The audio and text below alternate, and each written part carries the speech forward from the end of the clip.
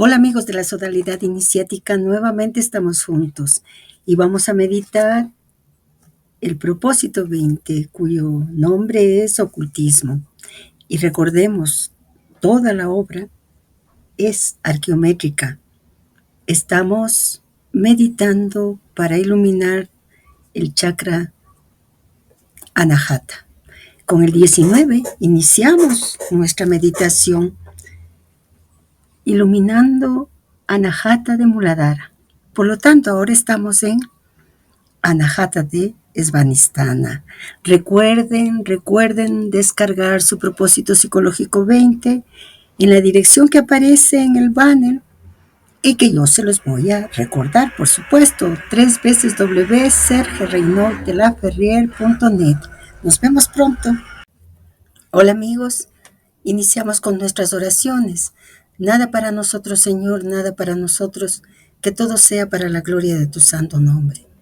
Haz de nosotros seres compasivos, conviértete a través de nosotros en lo que eternamente has deseado ser, que te muestres a mí en la más bella de las teofanías. Bueno, un pequeño chismecito. ¿Sí se dieron cuenta que cambié el diseñito del banner sobre el propósito?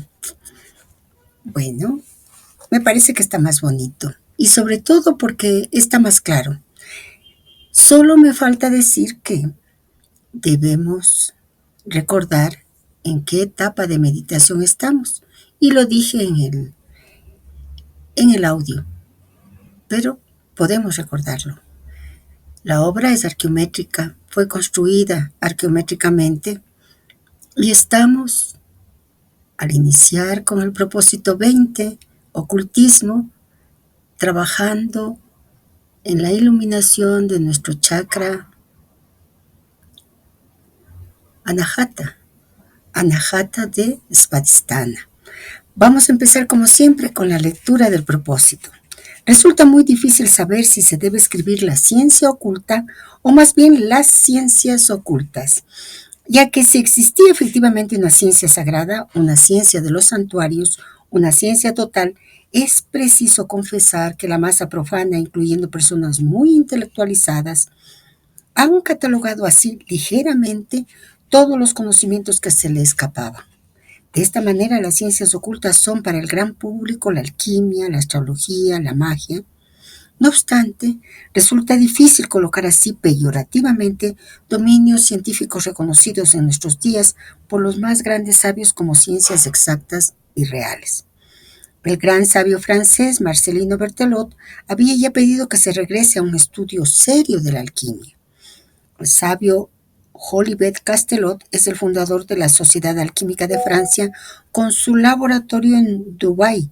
Su revista, La Hiperquímica Rosa Alquímica, se convirtió más tarde en los nuevos horizontes de la ciencia y del pensamiento. Finalmente, la publicación tomó el nombre de la Rosa Cruz. Todo esto, la primera nota.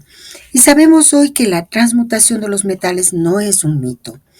En cuanto a la astrología, ha pasado al dominio oficial no solamente en su lado teórico, sino que su aplicación práctica se ha hecho indispensable a continuación de los nuevos descubrimientos.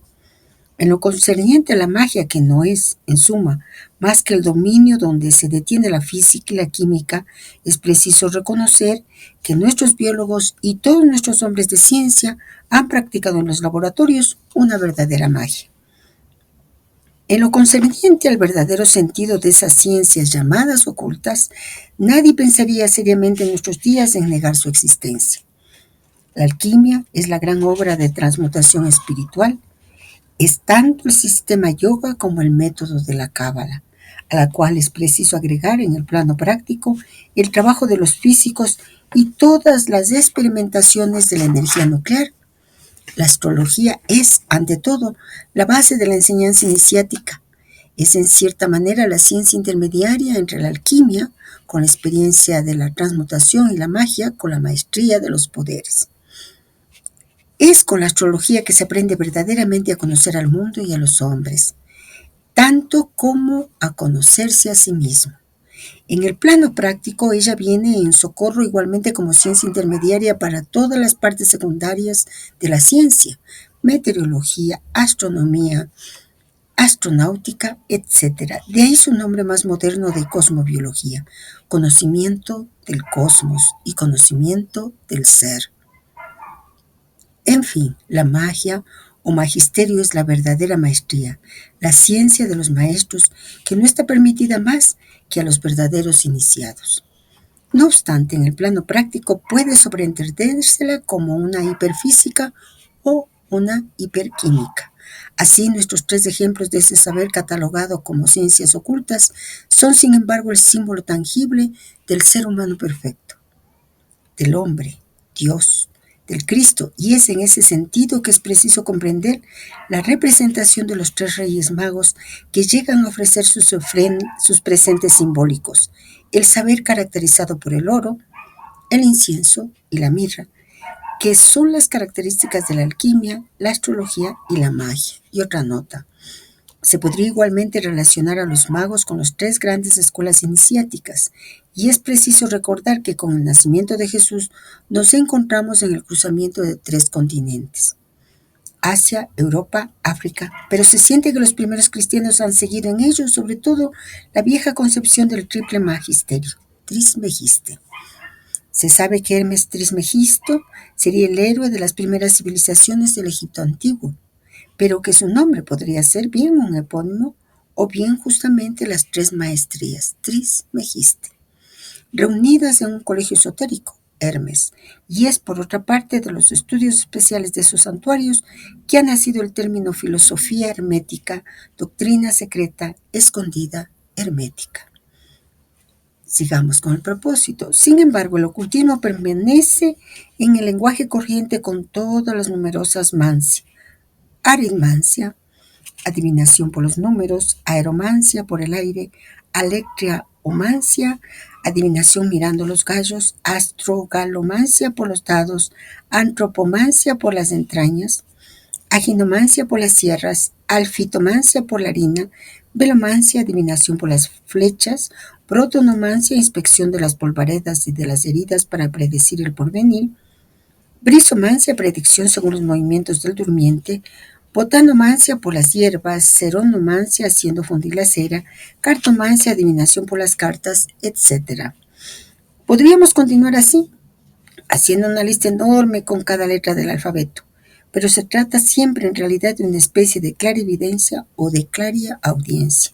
Sin embargo, siempre hay muchas cosas al lado de esas aptitudes, vagas o ciertas, y de esos dones o aún poderes, como se les llama, no obstante, equivocadamente.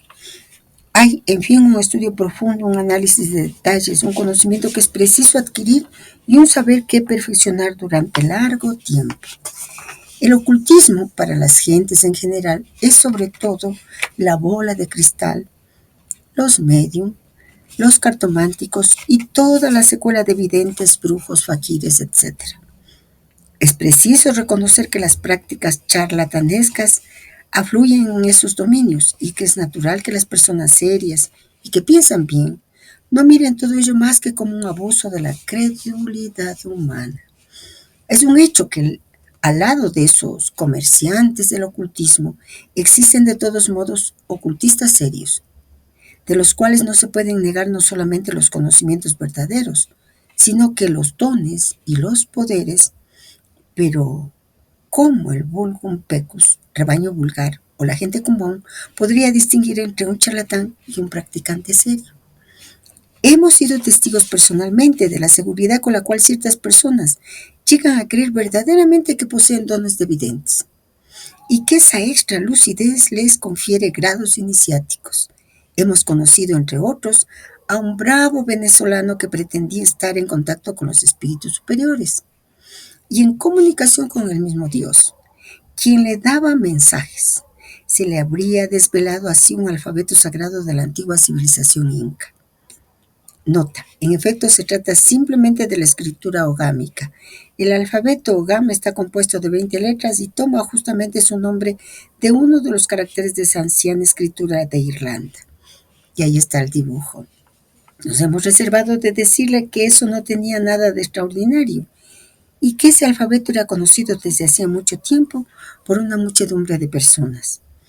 No quisimos herirlo y le dejamos creer en nuestra credulidad, ya que evidentemente era fácil ignorar en América del Sur una escritura irlandesa cuando en la misma Europa muchos no la conocen. En realidad, esos dones de mediunidad se limitaban a encontrar aquí y allá indicaciones en obras de biblioteca y a repartir entre las gentes que lo rodeaban conocimientos que se atribuía a él solo, ya sea por su saber o por sus dones, pero que no eran en realidad más que cosas poco usadas. Y esa estratagema le permitía hacerse pasar por un gran ocultista y verle inclusive como un iniciado y un maestro. Ahora bien, ¿qué es un verdadero ocultista? Un verdadero hermetista. En primer lugar, se considera el ocultismo como la doctrina de las cosas sagradas, escondidas, misteriosas, y numerosos diccionarios citan como ejemplo la teosofía, Teos, Dios, Sofía, sabiduría, que es la divina iluminación, muy cercana a pesar de todo. A la teología, la ciencia que trata de Dios, Teos, Dios, Logos, tratado, explicación. Ahora bien, el ocultismo es el ocultista es un hombre de ciencia, pero se ocupa más del plano espiritual y se interesa en las cosas divinas. Es el estudio de la filosofía hermética.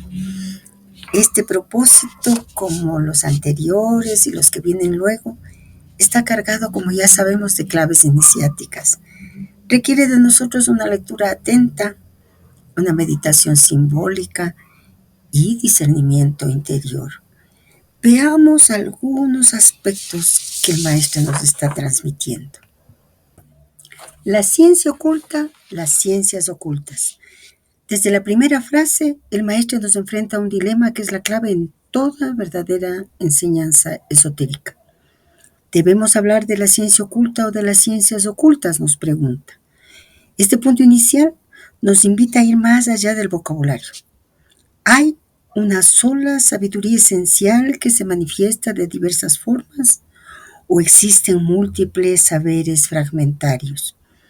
El maestro inclina la balanza hacia una unidad esencial.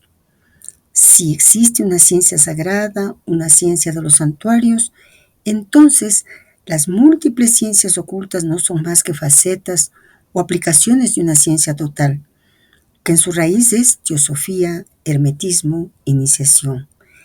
Ese es el pensamiento que transmite Guénon al hablarnos de la tradición primordial, como tantas veces en los anteriores propósitos hemos conversado, de las que se desprenden todas las demás.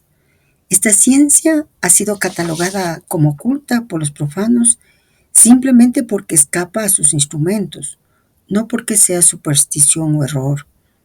Y este es un punto clave. El verdadero saber está velado no porque sea secreto, sino porque no se percibe sin preparación interior. Alquimia, astrología y magia. El maestro nos propone un triángulo iniciático muy preciso. Alquimia, transmutación espiritual, el arte de convertir el plomo en oro, es decir, la materia densa del alma, en luz pura. Astrología, ciencia de la relación entre el cosmos y el ser, el puente entre el cielo y la tierra. Magia, maestría de los poderes, la voluntad en armonía con el orden divino. Este triángulo resuena con muchas estructuras simbólicas tradicionales, el caduceo de Hermes, por ejemplo, alquimia en la espiral, astrología en los astros que rigen los chakras y magia en el báculo central. Los tres reyes magos que ha mentado el maestre, oro, incienso y mirra, como dones del alma iluminada. Las tres grandes vías, acción, karma yoga, devoción, bhakti yoga y conocimiento, jnana yoga.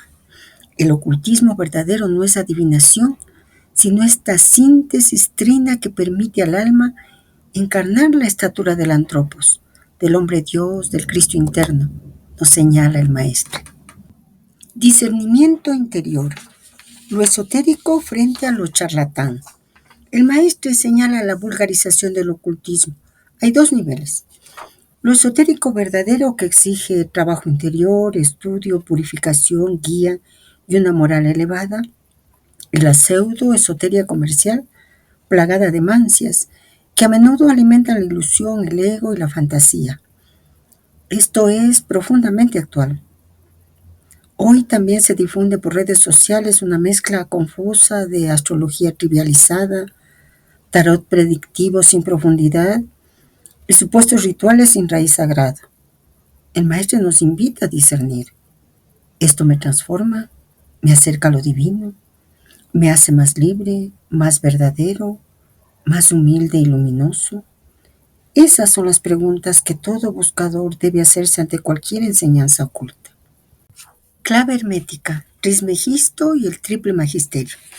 El maestro nos ofrece una clave al final. Hermes Trismegisto igual el triple magisterio, lo más profundo del ocultismo. Magisterio del corazón, sentir con pureza. Magisterio de la mente, pensar con verdad. Magisterio de la voluntad, actuar con rectitud. El verdadero ocultista no es quien ve auras o conversa con espíritus o canaliza mensajes, sino quien ha desarrollado esos tres centros de armonía y ha unificado su ser en un hombre solar, un filósofo hermético, que ha sellado la unión entre cielo y tierra dentro de sí. El maestro diferencia claramente entre el charlatán y el verdadero ocultista. En el contexto de la ciencia oculta, el término ocultista se refiere justamente a la persona que estudia, investiga y practica las enseñanzas relacionadas con lo esotérico, lo metafísico y lo espiritual profundo. El maestro termina señalando, ahora bien, el ocultista, y lo pone con mayúscula, es un hombre de ciencia, pero se ocupa más del plano espiritual y se interesa en las cosas divinas, es el estudio de la filosofía hermética.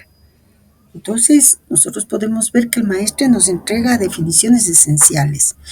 La ciencia oculta, la doctrina de las cosas sagradas, escondidas, misteriosas, y define al ocultista como un hombre de ciencia, pero espiritual, que se interesa en las cosas divinas.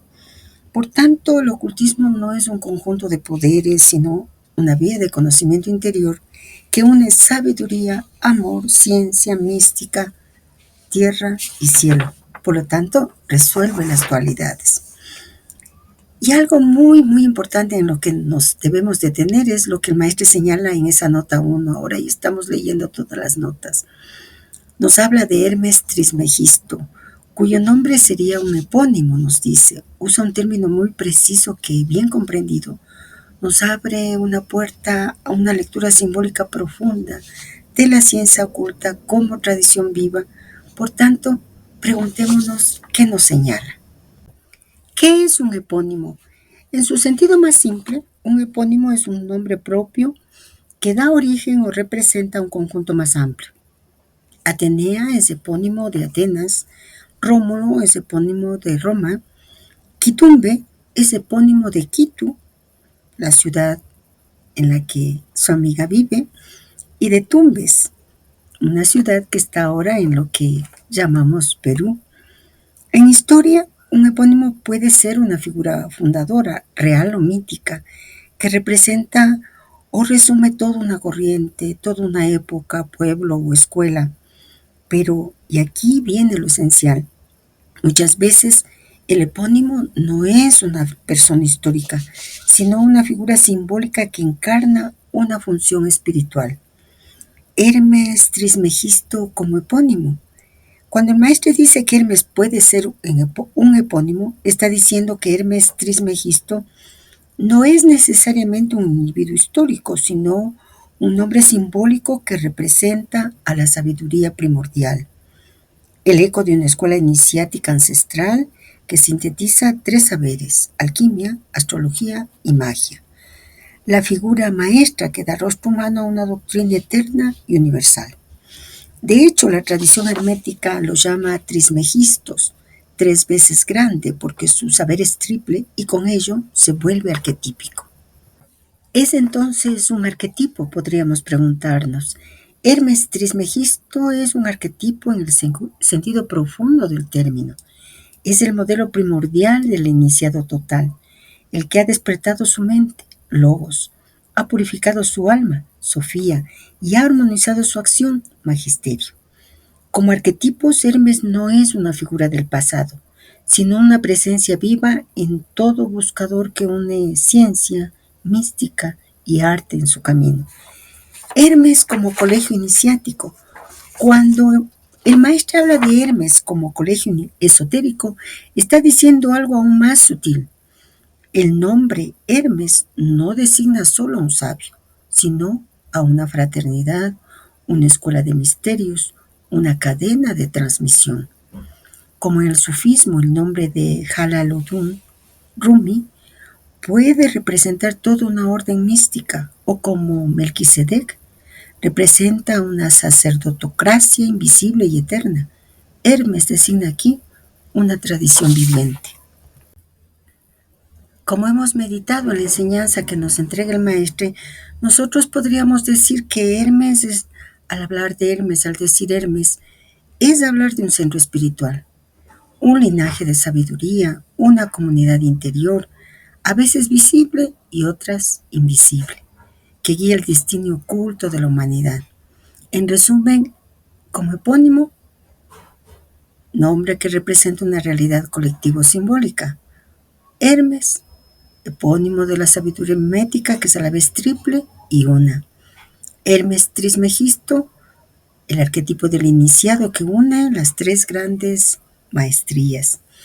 Y Hermes como colegio, cadena iniciática real o suprasensible que sostiene la tradición.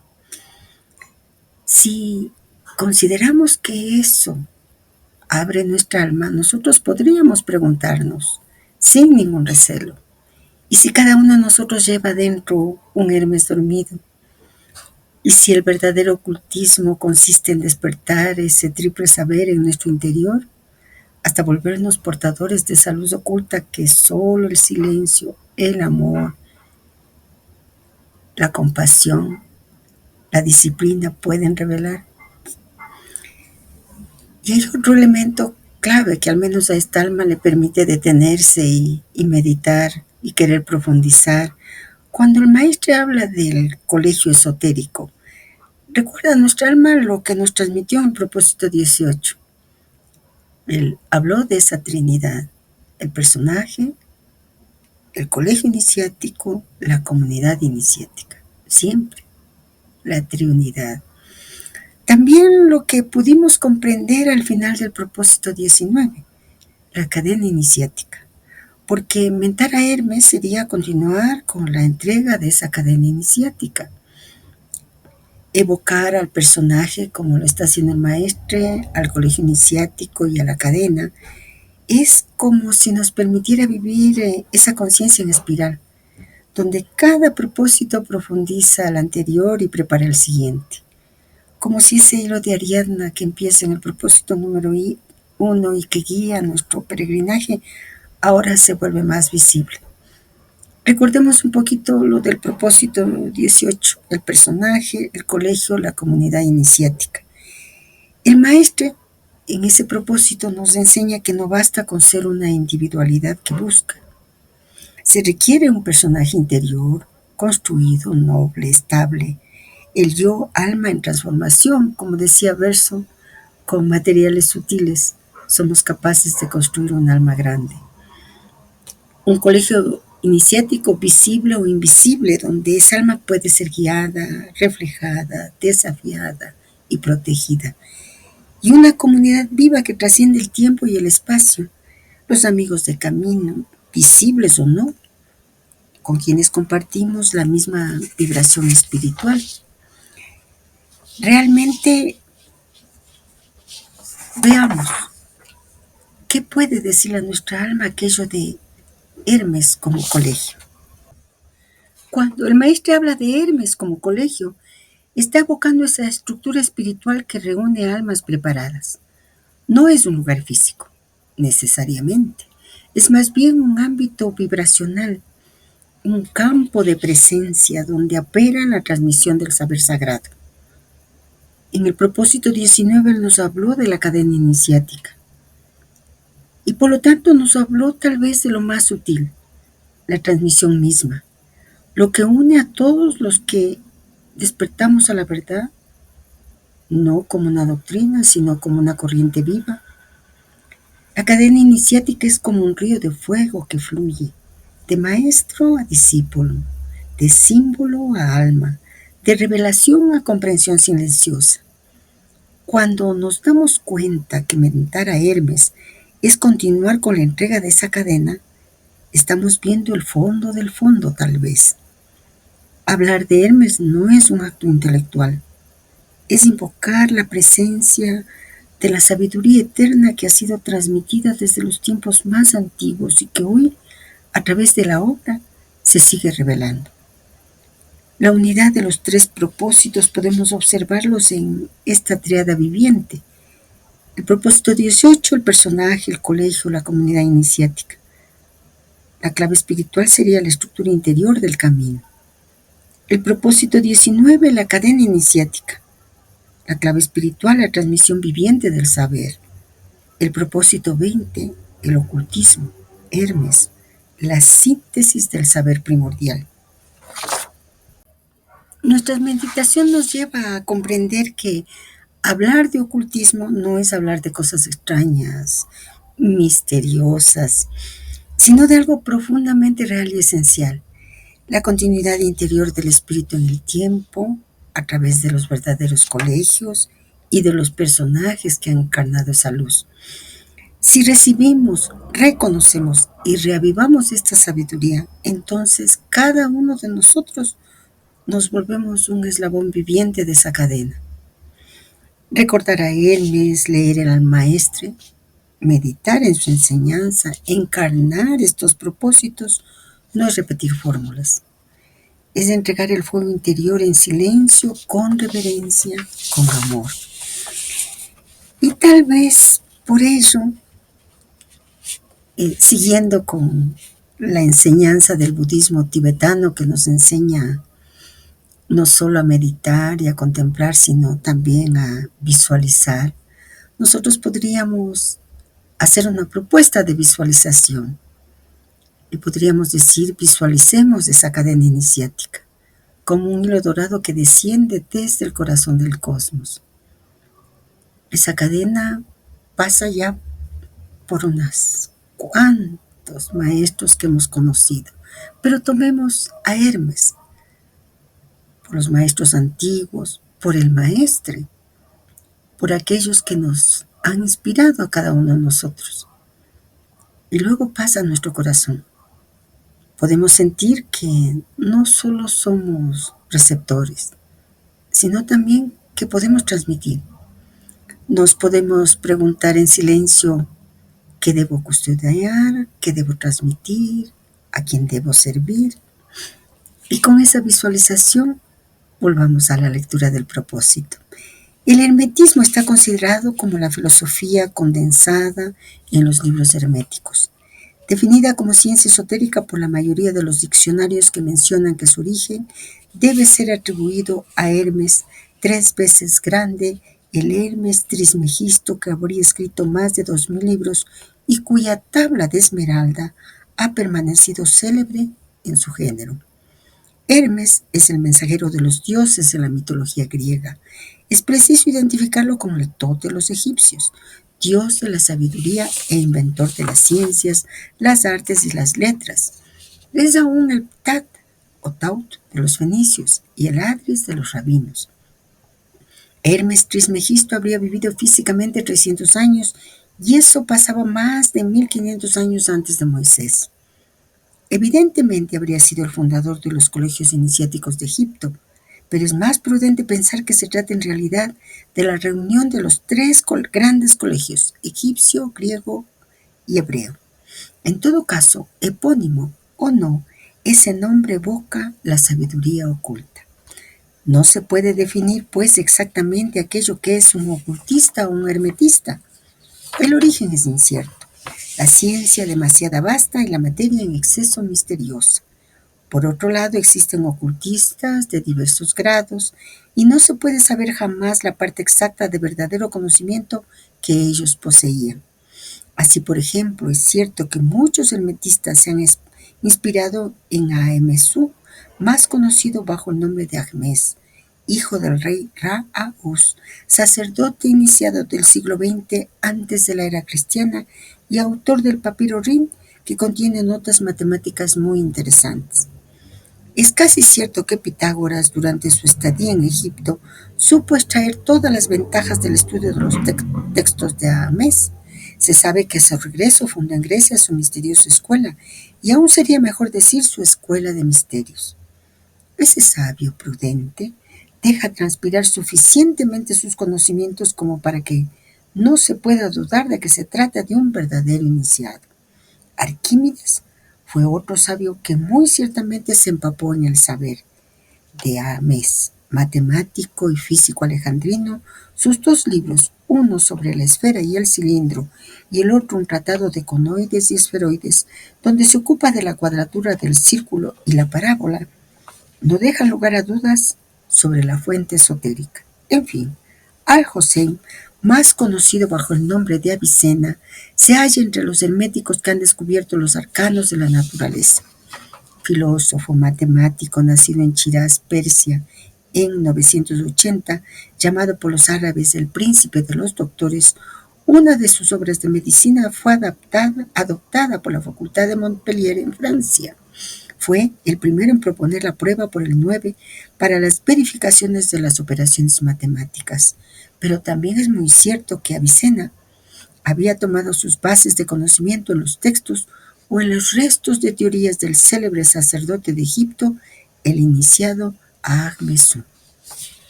El maestre nos introduce aún más profundamente en el corazón del hermetismo, ahora entendido no solo como doctrina, sino como raíz y matriz de las ciencias sagradas.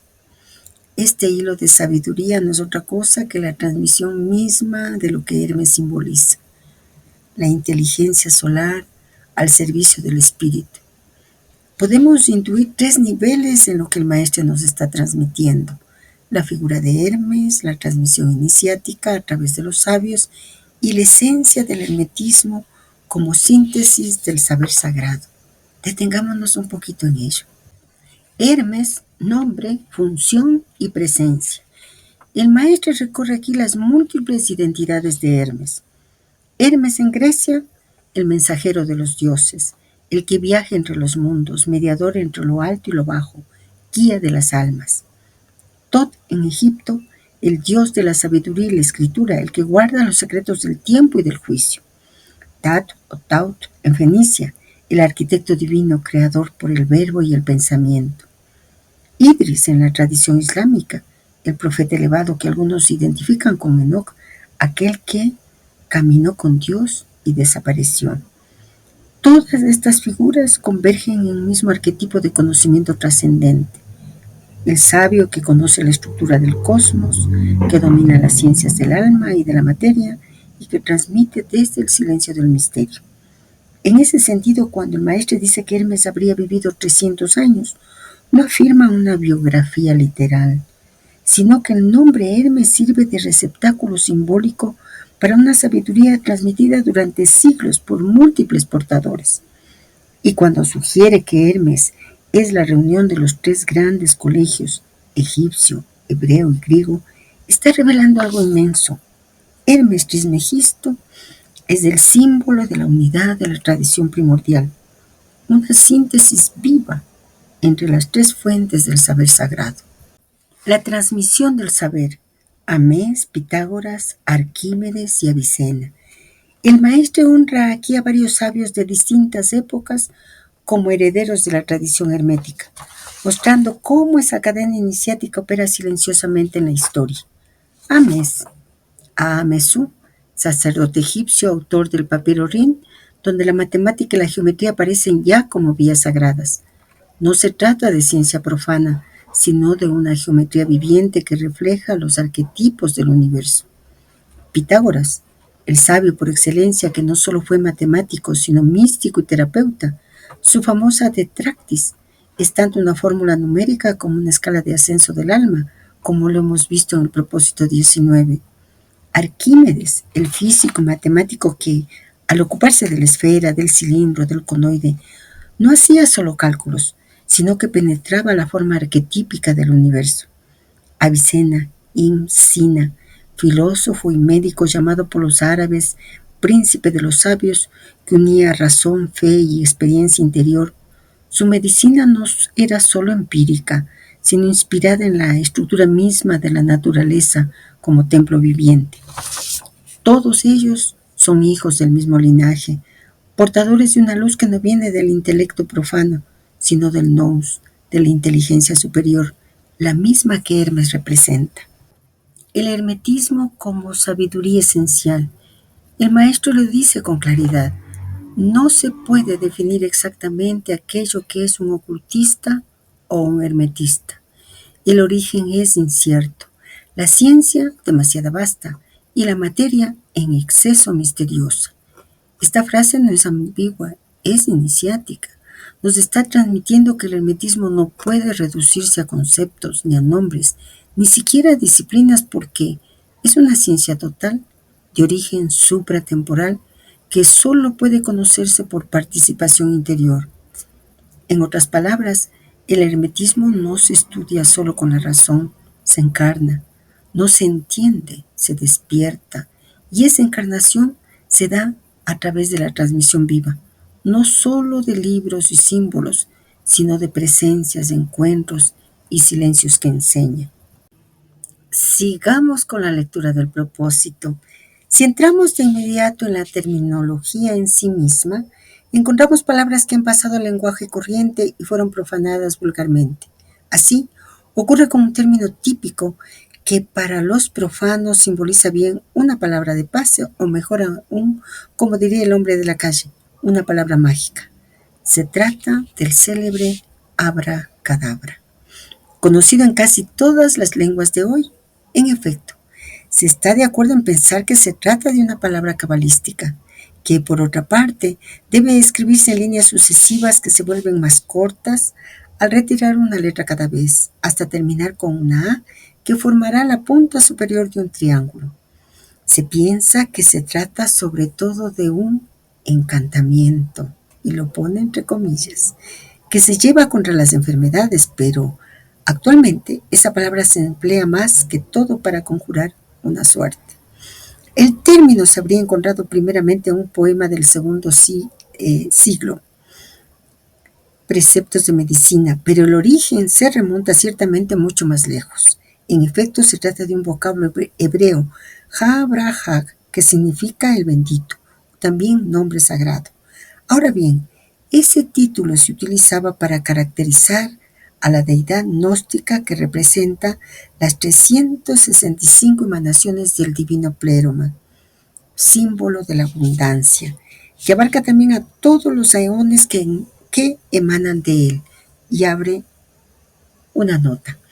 Los gnósticos pretenden que el conocimiento, gnosis, y no la fe, pistis, es la vía de la liberación. Gnósticos en griego corresponde a bueno, a saber. Gignoskei, saber. La gnosis es el equivalente de bodhi o conciencia brahmánica. Hay que señalar que el término griego gnosis se relaciona con el vocablo sánscrito jnanam, conocimiento de la verdad eterna. La jnani yoga es la vía de la realización por el saber, todo lo cual da nacimiento a abraxas, ese amuleto en piedra grabada que representa generalmente una figura humana combinada con una figura animal, usado también como encantamiento. Por otra parte, el término se emplea tanto para designar al amuleto como a la misma palabra mágica. Se dice que los egipcios acuñaron inclusive monedas con símbolos y figuritas que, analizándolo bien, se notará que se trataba de representaciones jeroglíficas para expresar 365 en letras griegas. Se pronuncia abraxas, lo cual es igual a 1 más 2 más 100 más 1 más 60 más 1 más 200. Abraxas igual 365. Profundicemos en el poderoso símbolo del triángulo de abracadabra y su relación con la tetractis. Ese emblema sagrado y fundamental que ya meditamos en el propósito 19, siguiendo las instrucciones que nos entrega el maestro, construyamos abracadabra. Él nos dice, debe escribirse en líneas sucesivas que se vuelven más cortas al retirar una letra cada vez, hasta terminar con una A que formará la punta superior de un triángulo. El triángulo de abracadabra. La palabra abracadabra, como nos enseña el maestro, se escribe en forma piramidal, suprimiendo una letra en cada línea para formar un triángulo que termina en una sola letra A, así como lo vemos. Esta disminución progresiva simboliza una manifestación de la energía divina que va concentrándose y condensándose hasta el punto más puro y esencial, la letra A. Veamos la relación con la tetractis. La tetractis es la figura triangular formada por 10 puntos organizados en 4 niveles. Este símbolo pitagórico representa la totalidad, la armonía cósmica, la estructura del universo y la emanación desde el uno hacia la multiplicidad. Ahora bien, el triángulo de abracadabra con sus líneas sucesivas de letras puede verse como una tetractis verbal y gráfica. Las letras que se van eliminando, simbolizan la disolución gradual de la manifestación hacia la unidad. La estructura piramidal evoca la jerarquía cósmica, donde la plenitud, la palabra entera, desciende para encarnarse y luego se eleva hacia la esencia. Así, escribir abracadabra en triángulo es como representar en la palabra el proceso de manifestación desde la unidad, que es la base del pensamiento pitagórico y hermético. La significación esotérica del triángulo de abracadabra podríamos leerlo como, primero, una concentración de poder. La palabra funciona como un amuleto, como nos dice el maestro, donde la energía va focalizándose en la cima, desde lo múltiple a lo uno. Protección y sanación. La supresión progresiva de letras es vista como una forma de desvanecer las enfermedades o energías negativas hasta que solo queda la vibración pura de la, el principio creador. También recuerdo del ciclo cósmico. El triángulo recuerda la acción descendente y ascendente, la dialéctica entre manifestación y esencia. Abracadabra es una palabra de poder, nos dice el maestro, y efectivamente, desde la perspectiva del simbolismo hermético y su uso práctico en rituales y alquimia espiritual, es una palabra de poder. Por lo tanto, nosotros, como siempre, debemos preguntarnos, bueno, ¿y qué mismo es una palabra de poder? En la tradición hermética, en lo que señala el maestro, una palabra de poder es un sonido o vocablo que, al pronunciarse con intención, con conciencia, es decir, con conocimiento, evoca o moviliza una energía sutil o espiritual. No es solo un conjunto de letras, es un vehículo de fuerza transformadora. En las tradiciones esotéricas, las palabras de poder se consideran llaves, claves, contraseñas, que abren puertas interiores y exteriores, generan protección o producen efectos en el plano sutil. Por lo tanto, veamos abracadabra como palabra de poder. Al pronunciar abracadabra, especialmente con la visualización del triángulo, se está invocando, como nos dice el maestro, la fuerza del bendito, un poder que abarca la totalidad del ciclo cósmico, los 365 eones, el año solar completo.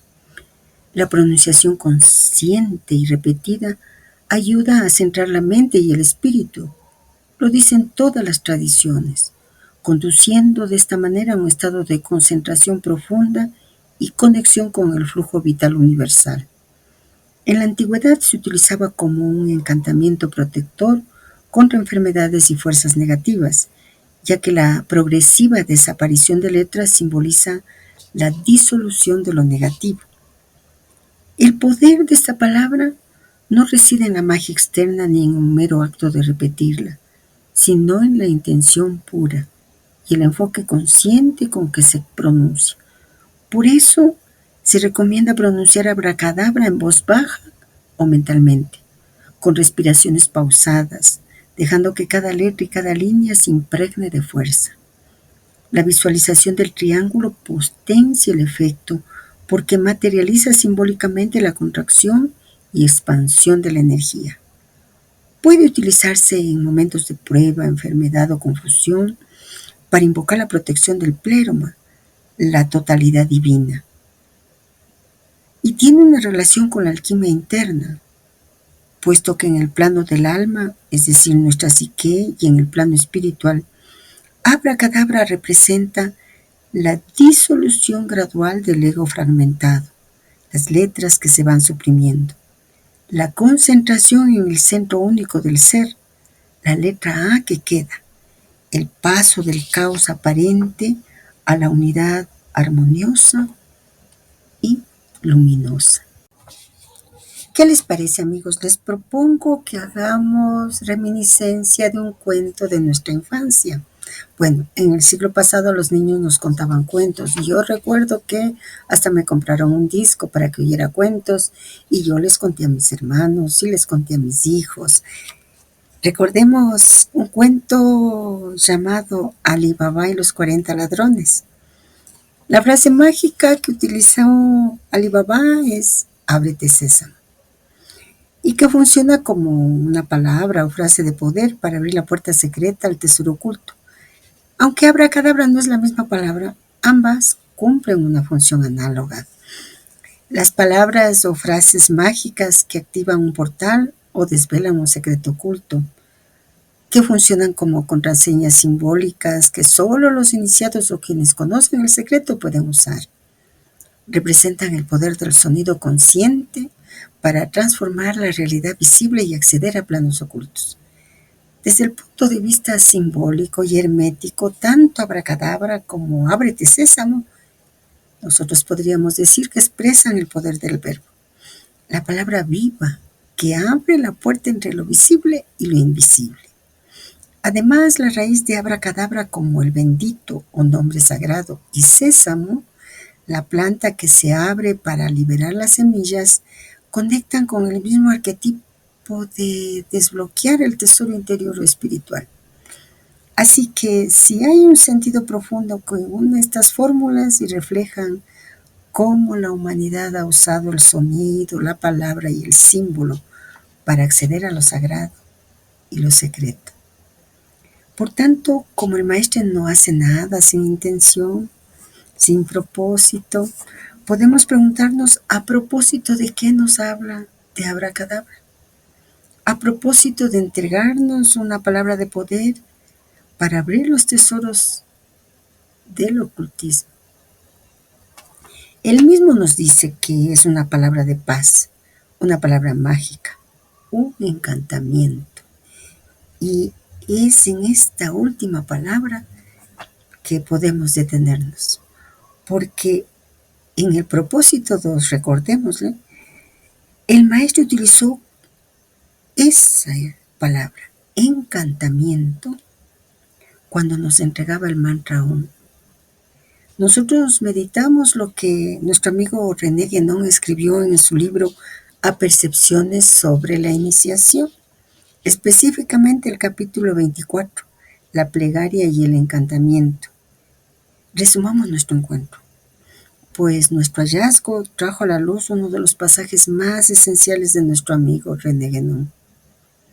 La intención que él tuvo al escribirlo fue resacralizar el sentido profundo de la palabra encantamiento, vinculándola al poder del verbo, al ritmo sagrado, a la realización iniciática del hombre universal. El encantamiento no es magia vulgar, sino operación sagrada. Guénon deja claro que el encantamiento del que habla no tiene nada que ver con la hechicería o los artificios mágicos de las interpretaciones degeneradas. Viene del latín carmen, canto sagrado, himno, que a su vez conecta con el karma, entendido como acto ritual en sánscrito, es decir, acción vibracional y ritual sagrada, palabra que realiza. A diferencia de la plegaria, el encantamiento no pide, sino que eleva.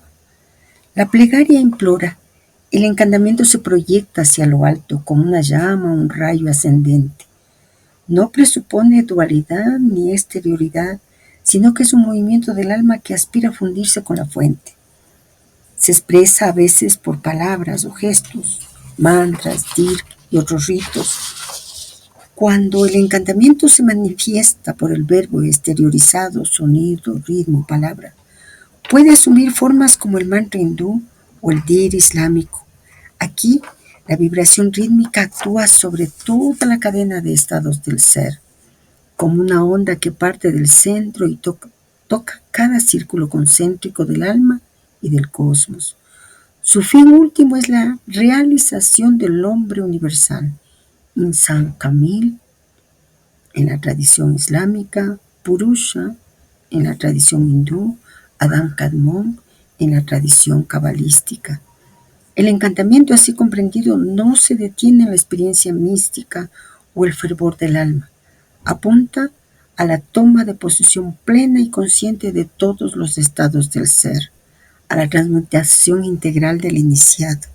En el eje horizontal de la cruz, extensión, y en el vertical, exaltación según la tetractis o la cruz. El conocimiento que surge no es reflejo, sino presencia de la luz, que no compara los distintos grados de percepción de la verdad con la luz. Hay quienes solo ven sus reflejos, sombras, otros sus rayos como intuiciones suprarracionales. Pero el iniciado real y efectivo es el que asciende a la fuente de la luz y se identifica con ello. Eso es el encantamiento supremo. Para refrescar nuestra memoria, utilicé el mismo banner de nuestra meditación, el propósito 2. Y la dirección que está ahí es para escuchar el mantra de Om. Entonces nosotros podemos decir que abracadabra, siendo un encantamiento, permite elevarse al estado de hombre universal, porque abracadabra, como vimos, es palabra de poder, es emanación del verbo, es vibración rítmica que genera el mundo y puede reabsorberlo, como un mantra primordial, el mantra Om. No es solo un decir, es un acto.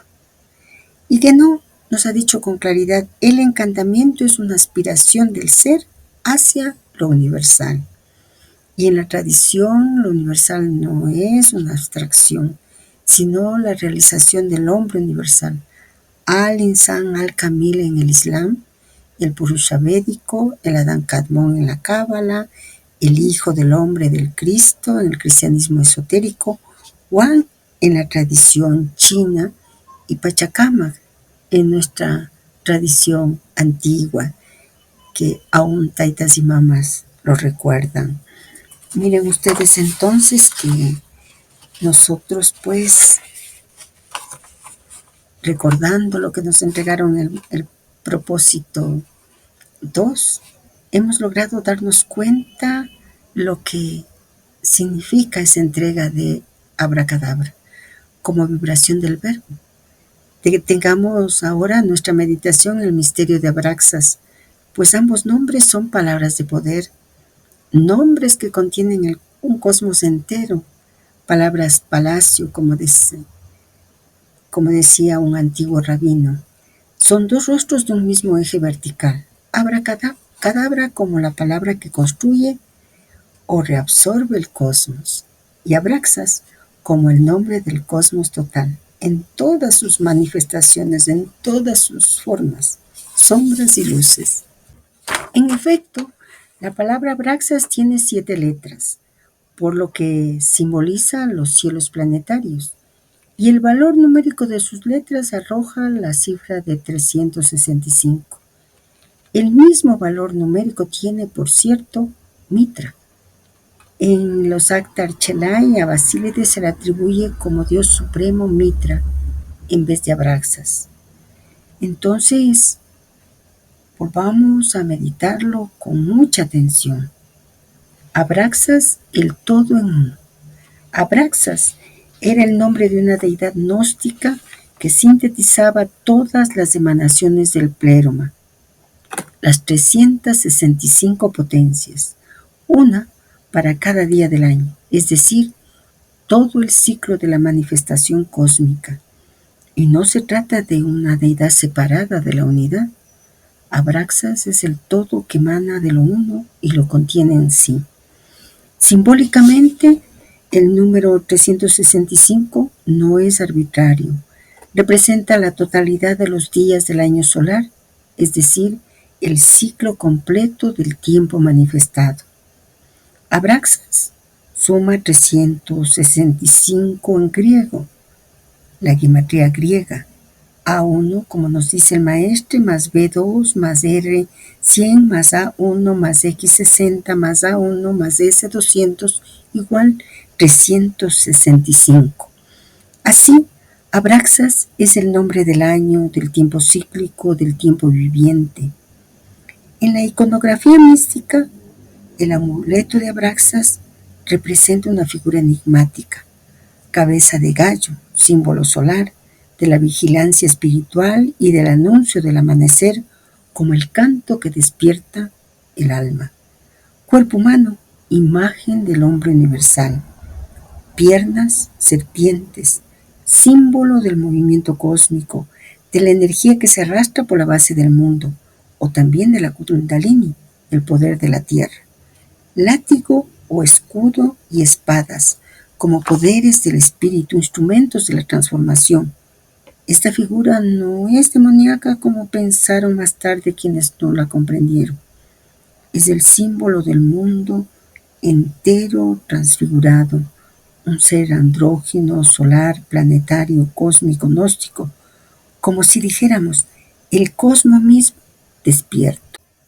Tomamos el dibujito de Abraxas de El Círculo de la Sabiduría, que es un libro extraordinario de Ignacio Gómez de Liaño.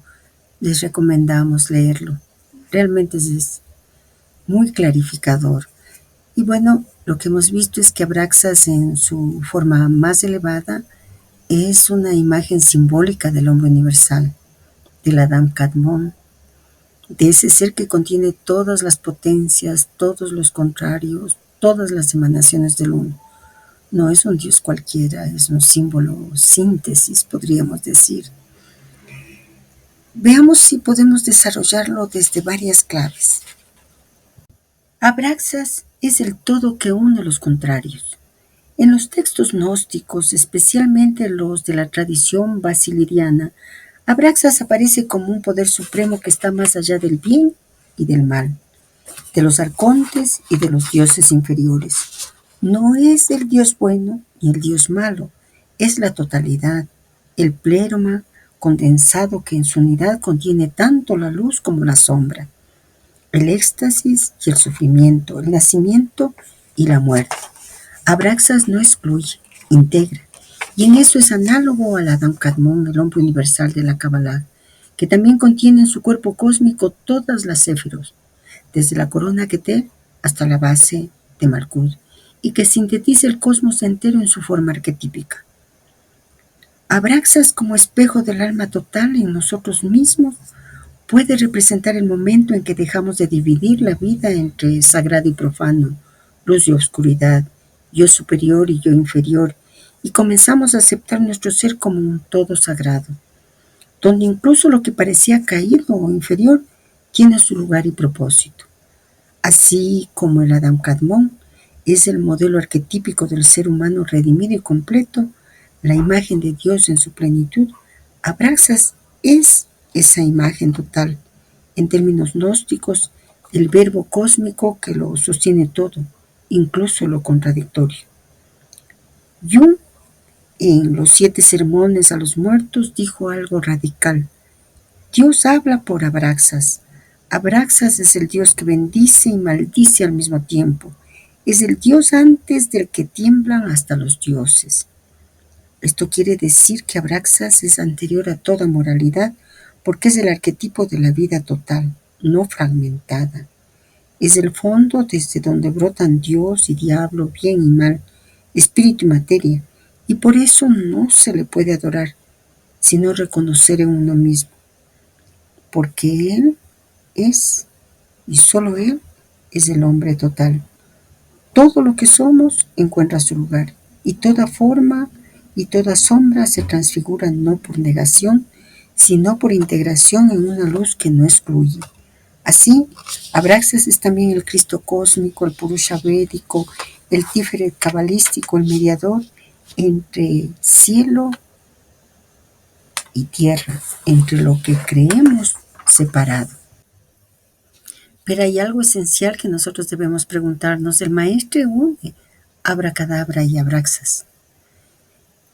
Por lo tanto, nosotros deberíamos decirnos por qué. ¿Por qué las une? Ambas palabras, él mismo nos está señalando, actúan como vibraciones vivas. Y su uso en amuletos, piedras talladas o encantamientos es una forma simbólica de portar el todo en uno mismo. Abracadabra podríamos decir que es el verbo que crea o disuelve, el poder vibratorio del nombre, la energía rítmica de la palabra que asciende o desciende por los planos del ser. Y Abraxas es el nombre total, la unidad de todas las potencias y todas las formas manifestadas. No es solo la suma de las partes, sino su integración consciente. Donde abracadabra es el verbo, Abraxas es el sujeto.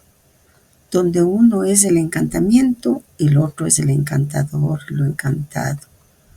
Uno es la fórmula, el otro es el ser que la vive. Por lo tanto, la transmisión de abracadabra y de abraxas es clave. Y podemos ver también que hay un puente gnóstico entre Oriente y Occidente, porque el maestre nos dice algo que también es esencial. La gnosis no es una mera creencia, pistis, sino un reconocimiento interior del uno en todo.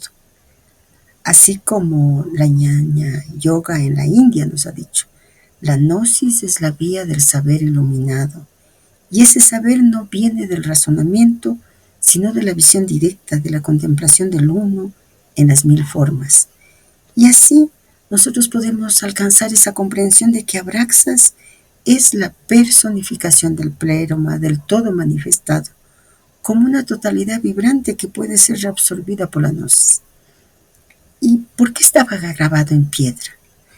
Como las piedras del cielo, el amuleto de Abraxas es una piedra caída del espíritu, un símbolo portador de poder real, no solo decorativo. Es un mandala grabado en lo eterno, no para ser adorado, sino para recordar el todo en medio del fragmento. Bueno, volvamos al propósito psicológico. Se habrá comprendido rápidamente que nos encontramos una vez más en presencia de la ciencia arqueométrica con sus analogías, similitudes, equivalencias, etc.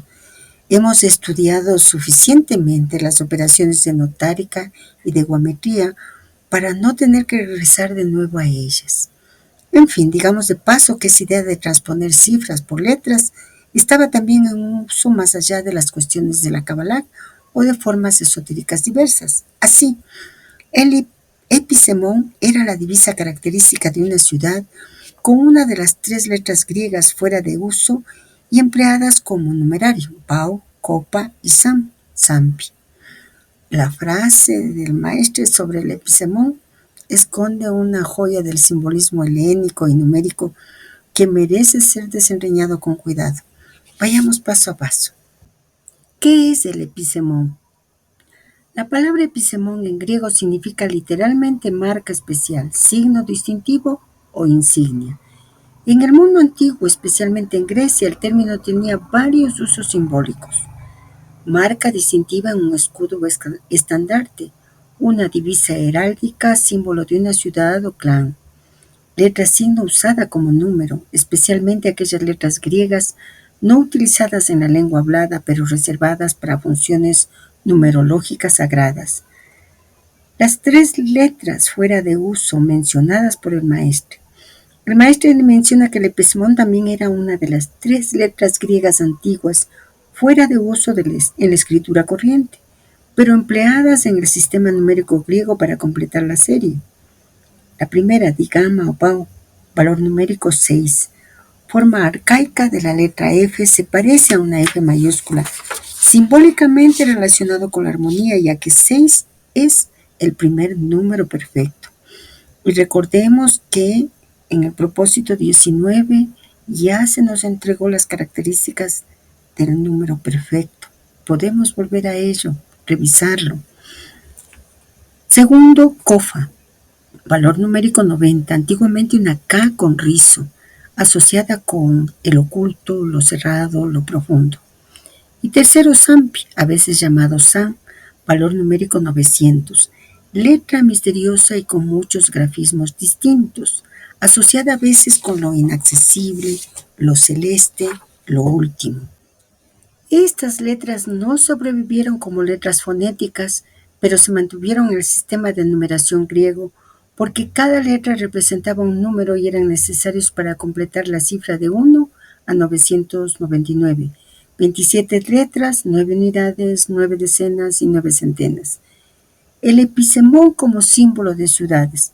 Algunas ciudades-estado griegas usaban una de estas letras como emblema, episemón, para marcar sus monedas, sus estandartes, sus escudos o sus templos. Así, el episemón no era solo una letra, sino un símbolo identitario, cargado de poder sagrado y numérico. Por ejemplo, Atenas podría tener el digama, como símbolo de armonía y orden. Esparta quizás el copa como signo de fuerza cerrada o disciplina. Una ciudad mistérica o solar, el Sampi, como signo de potencia suprema. Nosotros podríamos preguntarnos por qué estas letras son importantes para el maestre. Tal vez porque el maestre no ve estas letras como meras curiosidades filológicas. Tal vez para él estas letras signos representan potencias arquetípicas ligadas a números, formas y fuerzas cósmicas. Y lo más importante, aunque ya no se usen en el lenguaje exterior, siguen activas en el plano del verbo. Son como mantras dormidos listos para despertar cuando el alma los recuerda. Entonces nosotros podríamos decir que el episemón es una letra secreta, cargada de número y poder, que cada una de las tres tiene una función en la estructura invisible del cosmos, que las ciudades antiguas las tomaban como divisas, sabiendo que cada ciudad encarnaba una virtud, un logos particular. Este recuerdo que el maestro nos trae resuena como nuestra propia búsqueda. Recuperamos los signos dormidos, los nombres olvidados, las letras que ya no se pronuncian, pero que nosotros en el fondo sabemos que sigue sosteniendo el cosmos. Volvamos al propósito psicológico. Cuando hablamos hace un instante de piedra grabada, se trataba evidentemente de una piedra escogida para ese efecto, especialmente en relación con la persona, tallada durante ciertas influencias, etc. Hemos estudiado también la cuestión de las gemas en los capítulos precedentes de estos propósitos. Las piedras llamadas preciosas han jugado siempre un gran papel en el ocultismo y no podemos impedirnos pensar en el abadir, que es el culto que los fenicios rendían a la piedra de ese mismo nombre. Se trata en efecto de un meteorito que habría caído en los tiempos de los primeros hombres y que todos los musulmanes del mundo van a adorar por lo menos una vez en la vida. Nos referimos naturalmente al templo llamado Kaaba en la Meca. Según la historia, la gran piedra cúbica sagrada habría caído justamente ahí para anunciar por adelantado que sería ese el lugar en el cual habría de nacer el gran profeta del Islam. Mahoma nació en la Meca en 571 y murió en Medina en 632, pero el calendario maometano comienza en 622, el año de la fuga del profeta que señala la nueva era para sus discípulos. Notemos al pasar que los meteoritos que caen sobre la Tierra no son una cosa rara y ciertos días caen varios billones. Naturalmente la mayoría son muy pequeños, pero de todos modos se estima que la masa de materia captada así por nuestra Tierra es sensiblemente de 1 tonelada por día. La palabra meteoro indica el fenómeno luminoso llamado vulgarmente estrella fugaz, el cual es una consecuencia del corpúsculo mineral que se hace luminoso por frotamiento cuando penetra en nuestra atmósfera. Leamos la nota. Es de entre 80 y 120 kilómetros de altitud que los meteoritos se convierten en luminosos. Más arriba de esas distancias, ellos no han sufrido aún el frenaje. Los enjambres de meteoritos son retazos de cometas. Recordemos que se distinguen 3 partes de un cometa. El núcleo que aparece como un punto brillante, la cabellera difusa alrededor de él y finalmente la cola. El núcleo no tiene dimensiones que sobrepasen los 1000 kilómetros y está formado por todo un conjunto de pequeños cuerpos sólidos. La cabellera puede sobrepasar el volumen del Sol y la cola, alcanzar una longitud superior a la distancia Tierra-Sol. En lenguaje científico, el meteorito es justamente esa partícula, pero cuando los meteoritos tienen una masa suficiente para llegar al suelo sin ser volatizados, reciben el nombre de bólidos o aerolitos. Las velocidades de esos meteoritos son del orden de 25 a 75 kilómetros por segundo. Pero, felizmente, nuestra atmósfera nos protege de esos proyectiles y la mayoría son consumidos antes de alcanzar nuestro suelo. Por otra parte, el número disminuye muy rápidamente mientras que su masa aumenta. Así, por ejemplo, las estadísticas muestran que un meteorito de 2 centígrados no alcanzará jamás una superficie dada de 100 metros cuadrados más que una sola vez en 2000 años. Ese problema expuesto en nuestras primeras obras escritas hace una decena de años está ahora a la orden del día, ya que la astronáutica pasa a su fase práctica y se calculan ya todas las condiciones en las cuales los astronautas deberán viajar en los espacios interplanetarios. Precisemos que las condiciones cambiarán de una manera progresiva mientras se abandona la Tierra para penetrar propiamente en el espacio interestelar. Evidentemente, hay mucho espacio entre los planetas, lo cual es un hecho feliz, ya que además de los planetas existe una multitud de objetos peligrosos para los astronautas. Así, por ejemplo, los especialistas han estimado que los proyectiles cuya masa alcance apenas 2 centigramos son capaces, a causa de su velocidad, de atravesar una placa de acero de 1 centímetro de espesor. Alrededor del Sol circulan al menos 1500 cometas y un número sin duda 20 veces más grande de asteroides, pequeños planetas, cuyas dimensiones varían de unas centenas de metros a centenas de kilómetros.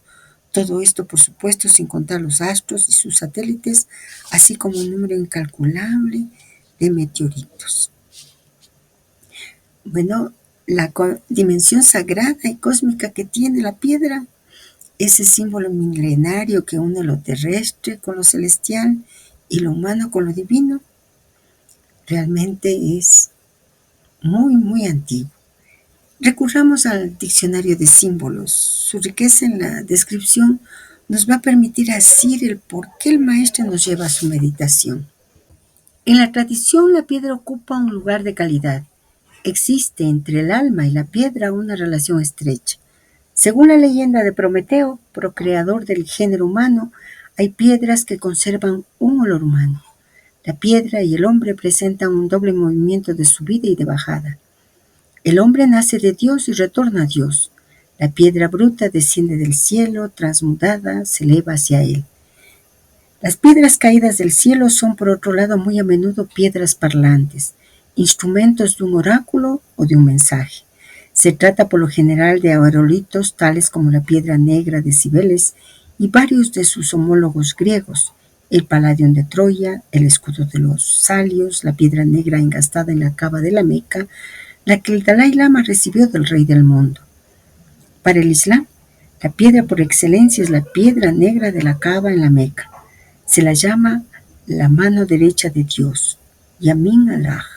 El fiel jura fidelidad poniendo la mano sobre esta piedra o incluso dándole un beso.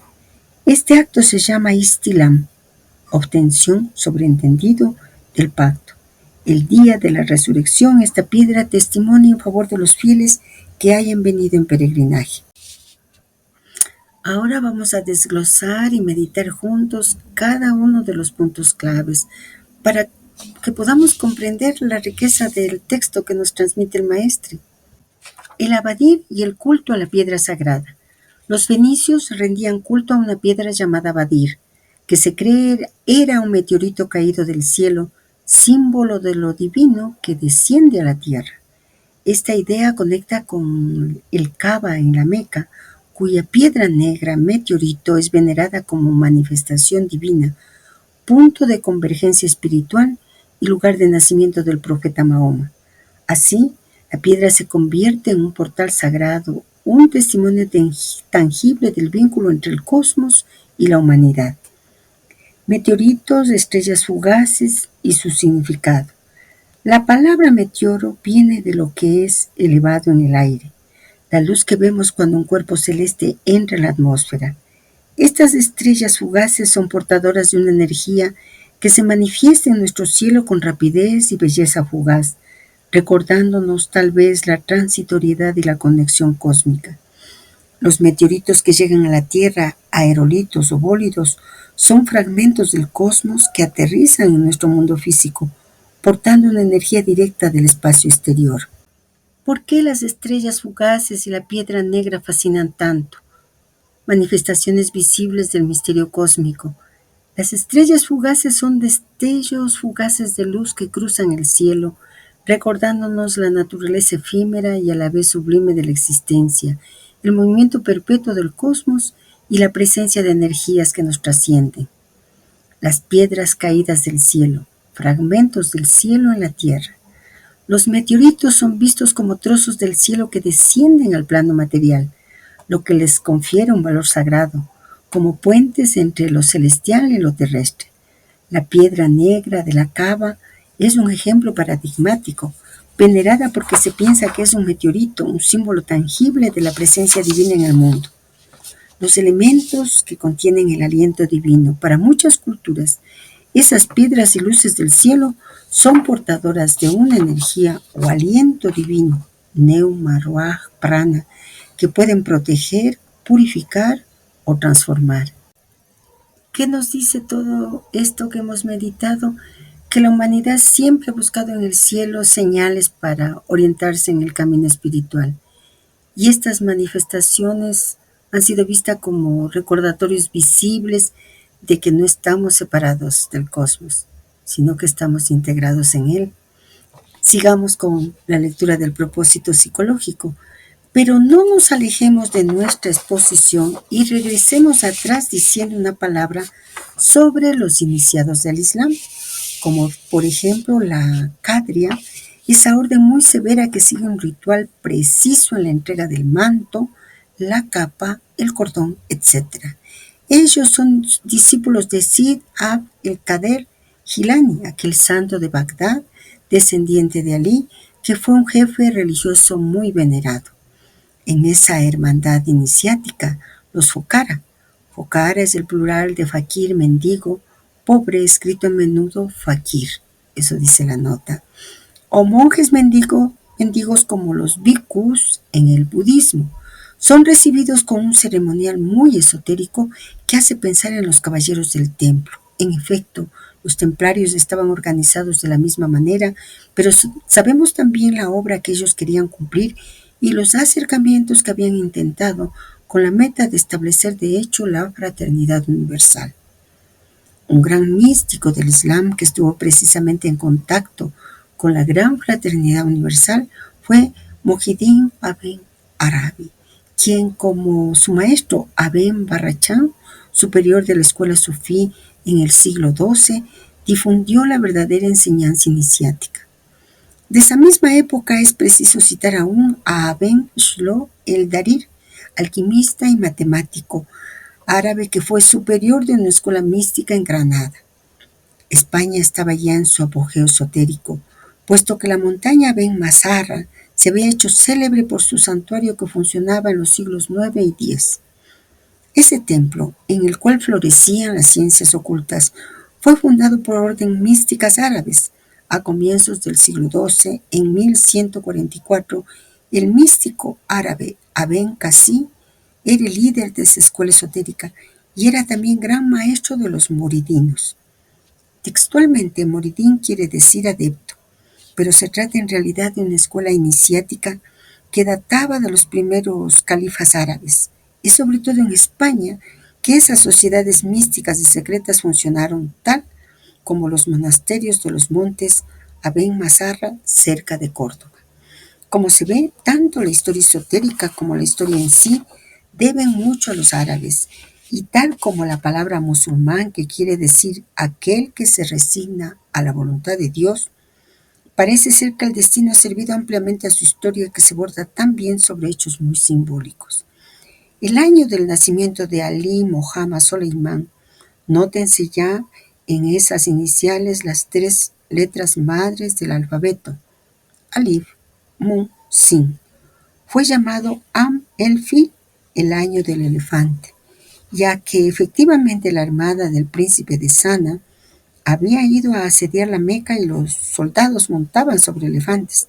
De ahí el nombre de Achab el Fil, compañeros del elefante. Este pasaje del propósito psicológico está lleno de resonancias iniciáticas, históricas y por supuesto simbólicas. Meditemos parte por parte. La Qadiriyya y la vía de la pobreza. Ellos son discípulos de Sid Abd al-Qadir Jilani, aquel santo de Bagdad descendiente de Ali. Abd al-Qadir al-Jilani, siglo XII, es una figura central en el sufismo. Fue considerado un polo universal, polo espiritual, y su enseñanza dio origen a la Qadiriyya, una de las órdenes sufíes más antiguas y extendidas. Él es descendiente de Ali, el yerno del profeta Mohammed, lo cual vincula con el linaje esotérico del Islam interior, Patín. El maestre destaca el ritual preciso, manto, capa, cordón, como signos exteriores de una transmisión iniciática. Los fukara, pobres, equivalentes a los bhikkhus budistas, viven el desapego radical. Son pobres ante Dios, Farc, para ser ricos en el espíritu. Esto resuena con el símbolo de la vía vacía, el camino donde uno se despoja del yo para que el espíritu sea todo. Los templarios y la fraternidad universal. En efecto, los templarios estaban organizados de la misma manera. El maestre señala un paralelismo oculto entre el sufismo y el temple cristiano. Muchos investigadores tradicionales como René Guénon o Titus Burckhardt han señalado los contactos esotéricos entre templarios y sufíes durante las cruzadas. Ambos grupos compartían ritos, grados, símbolos y una orientación mística militar. El objetivo, establecer de hecho una fraternidad universal, no solo como ideal ético, sino como restauración de un orden divino sobre la tierra. Así, el templo es una imagen universal. Tanto los caballeros del templo como los sufíes lo construyen en lo invisible.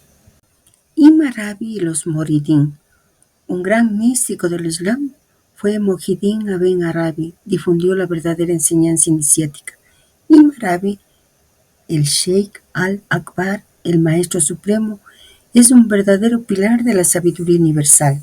Su visión de la unidad del ser enlaza con la noción vedántica de Brahman y la gnosis de la luz interior. Se menciona a su maestro, Ibn Barrahán, y también Ibn Shlo el-Darir, lo cual muestra una constelación de sabios que tejieron en Andalucía una edad dorada esotérica. Los moridín de murid, el que desea, el aspirante, son adeptos en formación, los que desean unirse a Dios. No es un título pasivo, implica disciplina, transformación y entrega. Esta escuela del deseo puro encuentra su eco en la Bhakti del hinduismo o en el eros espiritual del neoplatonismo y la mística cristiana. La montaña de Ibn Mazarra y la España secreta. La montaña Ben Mazarra se había hecho célebre por su santuario. Funcionaban como monasterios. El maestre nos revela un núcleo escondido de iniciación en España. En torno a la figura de Ibn Mazarra, siglos IX y X, precursor de un Islam filosófico esotérico que inspirará luego a Ibn Arabi. El monte como santuario remite a la imagen del Axis Mundi, y en este caso a una Andalucía mística, cuna de alquimia, matemáticas sagradas, astrología espiritual. Abencasi es mencionado como gran maestro de los moridín, mostrando la existencia de una cadena ininterrumpida de transmisión. Así, esta España oculta fue una tierra de encuentro entre Oriente y Occidente, donde el logos árabe fecundó la tierra atlante celta. El simbolismo del nombre y el año del elefante. El año del nacimiento de Ali Mahoma Soleimán, fue llamado Am el-Fil, el año del elefante. El maestre une nombre y tiempo, lo verbal y lo cósmico. Ali Mahoma Soleimán. El maestre con ese nombre probablemente está aludiendo a una codificación simbólica iniciática. En ese marco, Ali, primo y yerno del profeta, primer imán en el chiismo, símbolo del logos esotérico de la espada y del conocimiento. Mahoma, el mensajero, el centro del círculo islámico, el sello de los profetas. Soleimán, Salomón, rey y profeta, símbolo de sabiduría, magia sagrada y ciencia de los genios, los jinn. Por tanto, estas tres figuras no se refieren al mismo individuo, sino que están reunidas simbólicamente como aspectos del hombre universal, como facetas del Insan al-Kamil en la tradición islámica. Las letras madres Alif, Mim, Sin. El maestre también hace notar que los tres nombres contienen las tres letras madres del alfabeto árabe, según ciertas esotéricas clasificaciones judías y musulmanas, equivalentes al Aleph, Mem, Shin en hebreo, que en la Cábala nosotros ya sabemos representa Alif, el principio unitario, el espíritu puro, el uno, la vertical, la unidad divina. Min, el agua de la matriz, lo receptivo, el alma universal. Sin, el fuego, el verbo en acción, la manifestación ardiente o la serpiente sagrada.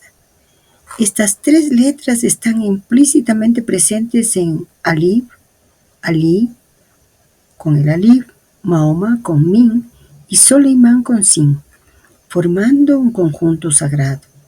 En la Cábala, estas letras también tienen correspondencias con el aire, el agua y el fuego, y representan la estructura del mundo manifestado desde el principio. El maestre alude a una síntesis simbólica de tres grandes figuras proféticas que reunidas evocan el poder creativo del verbo y la estructura divina del cosmos. Todo este pasaje realmente es como una constelación que el maestre dispone y la pone entre nosotros y nos quedamos sin palabras.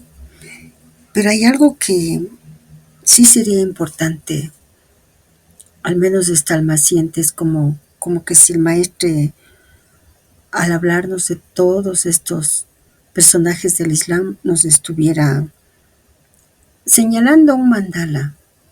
Nosotros podríamos decir que Sid al-Qadir al-Jilani es como el santo del centro, que en árabe es como el sabio del corazón, que en Mazarra como el fundador de la montaña, los templarios como los constructores del puente, y el elefante del año santo como el guardián del umbral. Todo este universo señala lo mismo, una sabiduría primordial que está oculta en formas múltiples y una fraternidad universal que vibra en la sangre misma del espíritu, pero también es como una señal de una transmisión de un linaje. Lo que estamos vislumbrando está en profunda sintonía con el pensamiento de Henry Corbin, quien supo revelar al mundo occidental la dimensión esotérica visionaria del Islam chiita y su raíz en Ali, el primo del profeta, no solo como figura histórica, sino como un arquetipo del conocimiento divino. Profundicemos un poco más, aunque a Corbin lo estudiaremos en los tres propósitos del Islam, pero en este momento hay algo que nos tienen que decir. Ali como linaje y eje de la gnosis islámica. En la tradición chiita esotérica, Ali no es simplemente el sucesor político de Mahoma, es el imán primordial, el depositario de la ciencia del corazón, el Ishraq al-Qalb y el canal por el que fluye la luz del intelecto divino hacia los hombres. Él es para los gnósticos musulmanes, como los ismaelitas o los sufíes del Irán chií, el polo, que abre la vía hacia el hombre universal, Insan al-Kamil. Corban lo llama el imán interior, la figura arquetípica de la gnosis viviente, y su rol se parece mucho al Cristo glorioso en el cristianismo esotérico, o incluso al Bodhisattva en el budismo mahayana. No solo guía desde fuera, sino desde el interior de cada alma. Ali, Mohammed, Soleimán, una cadena iniciática. Estos tres nombres representan un linaje iniciático. Esa comprensión es también coherente con las enseñanzas de la gnosis islámica y lo que el maestre sugiere. Ali, la función simbólica, esoterismo, sabiduría interior y mamato. Equivalencia arquetípica, lobo silencioso, intelecto divino. Mahoma, profecía, revelación, ley sagrada. Equivalencia arquetípica, verbo activo, mediador universal. Soleimán, Salomón, soberanía espiritual, magia sagrada, sabiduría cósmica. Equivalencia arquetípica, rey, sacerdote, arquetipo del alma sabia. Esta tríada en el fondo reproduce una estructura tripartita del ser: intelecto suprasensible, Ali; corazón revelador, Mahoma; alma realizadora, Soleimán. Corban el puente. Henry Corban fue el historiador del Islam esotérico iranio, pero más aún fue un místico que, como nosotros, buscaba la unidad profunda de todas las tradiciones. Él descubrió en los imames chiitas y en los grandes filósofos visionarios persas como Sohrawardi y Maravi una teosofía viviente, donde la imaginación era órgano de conocimiento y la historia se transformaba en símbolo del alma. En palabras de Corban, Ali no es solo el primer imán, es el primer hombre, el que posee la ciencia de todos los libros revelados, el que ve con la luz divina. Él es la puerta secreta que da acceso a la realidad del profeta. Continuemos con la lectura del propósito psicológico. Ese príncipe de Sana era el cristiano abisinio Abraha. Ahora bien, ese nombre está no solamente próximo al de Abraham, el padre de los hebreos, cuyo nombre se asimila tan bien con el del dios creador de los hindúes, Brahma, sino que aún esa historia del elefante nos lleva un poco más atrás en el tiempo para reportarnos a esa gran batalla en la cual se enfrentaron también armados con esos paquidermos. El Mahabharata, esa épica del norte de la India, comparable a la Ilíada. En yoga, el Muladhara Chakra, primer centro neurofluídico, está simbolizado por una flor de loto con 4 pétalos, en la cual está dibujado el elefante Airavata que reposa sobre el carácter mágico Lan. El maestre sigue enlazando historia, simbolismo, tradición iniciática y la riqueza espiritual del Islam y sus conexiones con otras culturas sagradas. En pocas palabras, él está entretejiendo 3 grandes tradiciones espirituales: el Islam, el judaísmo y el hinduismo, a través de 3 nombres que resuenan como variantes de una misma raíz sagrada. Veamos. Abraha, el príncipe del elefante. Abraha fue un general cristiano de origen abisinio, etíope, que en el año 570 intentó atacar la Meca con un ejército que incluía elefantes. Este evento fue tan impactante que el año fue llamado Am al-Fil, el año del elefante, y según la tradición islámica en ese mismo año nació el profeta Mahoma, como lo vimos anteriormente. El Corán lo menciona en la sura 105, Al-Fil, donde se dice que Dios protegió la Kaaba de Abraha enviando aves con piedras ardientes. Este Abraha es entonces figura de un poder mundano, incluso con tintes religiosos, pues era cristiano, que se enfrenta al centro espiritual, la Meca, pero su nombre guarda un eco sagrado más profundo. Abraham, el padre de los pueblos. En hebreo, Abraham significa padre de una multitud y es llamado el padre de la fe en el judaísmo, cristianismo e islam. El Corán lo llama Hanif, es decir, el monoteísta original que se vuelve hacia la unidad antes de cualquier religión histórica. Mohammed lo reconoce como su antecesor espiritual y todos los musulmanes se ven como descendientes espirituales de Abraham. El maestro sugiere que el nombre Abraha resuena con Abraham como si su figura estuviera invertida. Uno ataca la Meca, el otro es su fundamento invisible. Uno representa la fuerza exterior, el otro la fe interior. Brahma, el creador hindú. En sánscrito, Brahma es el dios creador dentro de la Trimurti hindú. Brahma, creación; Vishnu, preservación; Shiva, destrucción. Ya hemos visto esta Trimurti. Pero detrás de Brahma está Brahman, la realidad suprema, sin forma, sin nombre, que está en todo y más allá de todo. Etimológicamente, Abraham y Brahma parecen compartir una raíz. Ab-Ra-Ham, padre del Ra interior; Brahma, emanación de Brahman. El maestro no lo dice explícitamente, pero sugiere una unidad fonética y simbólica entre Abraha, Abraham y Brahma. 3 nombres, 3 tradiciones, una sola fuente. ¿Qué nos dice todo esto? Podemos contemplar esa triple resonancia. Abraha, la tradición, cristianismo etíope y enemigo de la Meca. Función simbólica, el que viene con fuerza visible pero sin gnosis interior. El nombre resuena como advertencia. Abraham, en la tradición, judaísmo, islam. Función simbólica, padre de los creyentes, símbolo del pacto, el que abre el linaje de la fe monoteísta. Brahma, tradición, hinduismo, creador del mundo manifestado, nombre relacionado con el principio supremo. El maestre, al entrelazar estas figuras, nos muestra que la historia sagrada es también un tejido de sonidos arquetípicos y que detrás de los nombres y eventos hay una unidad escondida que la gnosis nos permite vislumbrar.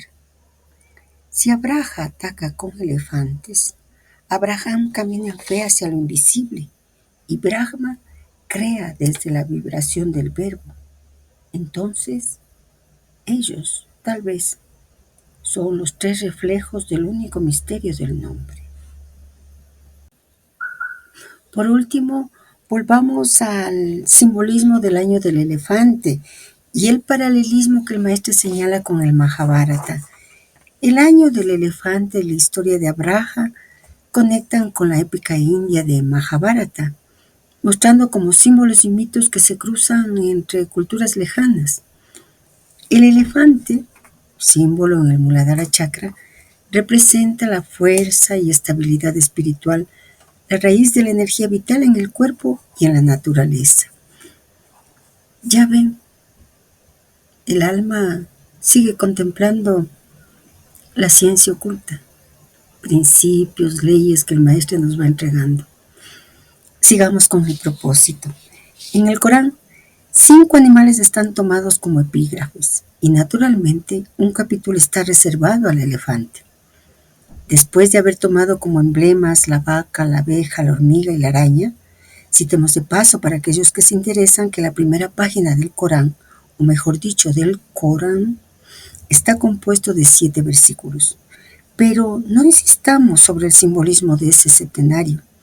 He aquí pues la traducción de esa primera página, la Fatihá.